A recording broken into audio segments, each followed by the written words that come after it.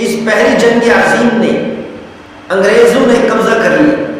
عثمانیوں کی شکست کے دوران یہودیوں نے فلسطین میں مہنگے داموں زمین خریدنا شروع کر دی اور آباد ہونا شروع ہو گئے۔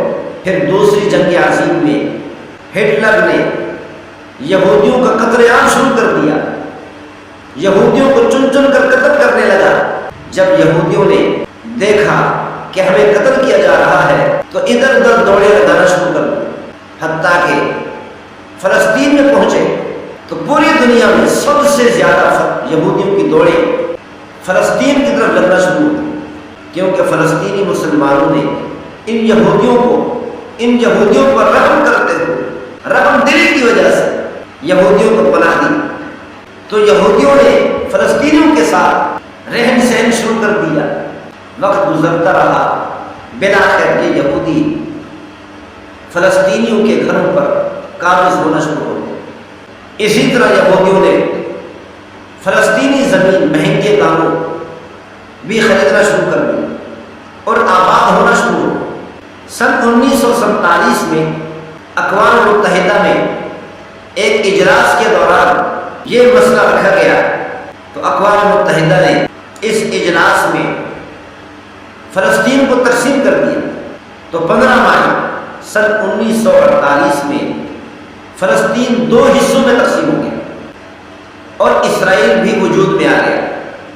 جب فلسطین کی تقسیم ہوئی، فلسطین کی تقسیم اسی طرح ہوئی کہ فلسطین کا ایک حصہ اسرائیل کو دے دیا گیا اور دوسرا حصہ فلسطینیوں کے پاس رہا۔ اس کے بعد عربوں نے کئی جنگیں لڑیں، لیکن اسرائیل قابض ہوتا چلا گیا۔ اسرائیل کے قبضہ کو مسلمان ختم نہ کر سکے، یہ عرب جنگیں لڑتے رہے، لیکن اسرائیل کے قبضے کے سامنے آڑ نہ بڑھ سکے۔ فلسطین میں قومی زبان عربی ہے۔ فلسطین میں 3 کرنسیاں چلتی ہیں۔ سمندر کے کنارے غزہ کی پٹی کی صورت میں ایک شہر ہے، اس شہر کے بیک سائڈ پر لمبی دیوار ہے اور سامنے سمندر ہے۔ دراصل یہ دیوار اسرائیل اور غزہ کی حدود اور بارڈر ہے۔ یہودیوں نے یہ دیوار سن 1994 میں سیکورٹی کے لیے اور فلسطین پر قبضہ کرنے کے لیے تعمیر کروائی تھی۔ اس دیوار کی وجہ سے غزہ والوں کو بیت المقدس میں ایک لمبے بیابان اور سنسان علاقے سے گزرنا پڑتا ہے۔ غزہ کی دیوار کی دوسری جانب اسرائیل ہے، جہاں پر ہر چیز کی فراوانی ہے۔ اس دیوار کی دوسری جانب اسرائیل عیاشی کر رہا ہے، لیکن غزہ میں، فلسطین میں پانی کی بہت زیادہ قلت ہے، خاص طور پر جنگ کے دوران خوراک کی بھی بہت زیادہ قلت ہو، حتیٰ کہ فلسطین میں، خاص طور پر غزہ میں، چھوٹے چھوٹے بچے پیاس کی شدت کی وجہ سے، بھوک کی شدت کی وجہ سے دنیا سے رخصت ہو گئے۔ ان چھوٹے چھوٹے بچوں کو پانی دینے والا کوئی نہیں تھا، کھانا دینے والا کوئی نہیں تھا۔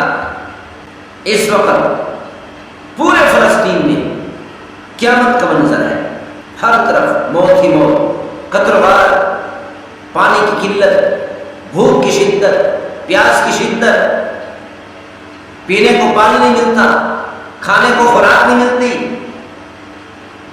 ایک قیامت کا منظر فلسطین میں نظر آتا ہے۔ اور اسی طرح غزہ کی سہری پٹی پر اور بندرگاہ پر اسرائیل قابض ہو چکا ہے۔ اب مسلمان اس انتظار میں ہیں کہ کس وقت امریکہ آگے بڑھے گا، اقوام متحدہ آگے بڑھے گی، آگے آ کر اسرائیل کے ظلم و ستم کو ختم کرے گی۔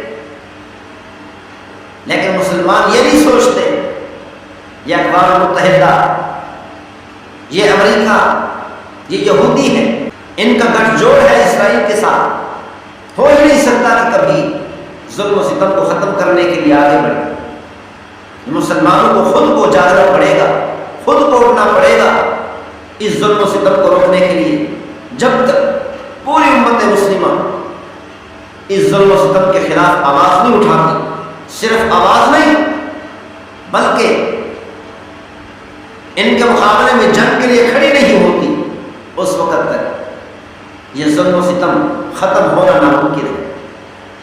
مسلمانوں کی تاریخ گواہ ہے، کسی موقع پر بھی ایسا نہیں ہوا کہ مسلمانوں پر ظلم و ستم ہو رہا ہو اور مسلمانوں نے تلوار نہ اٹھائی ہو، جنگ شروع نہ کیا ہو اور بغیر کسی جنگ کے، بغیر کسی قتال کے وہ ظلم و ستم ختم ہو گیا ہو۔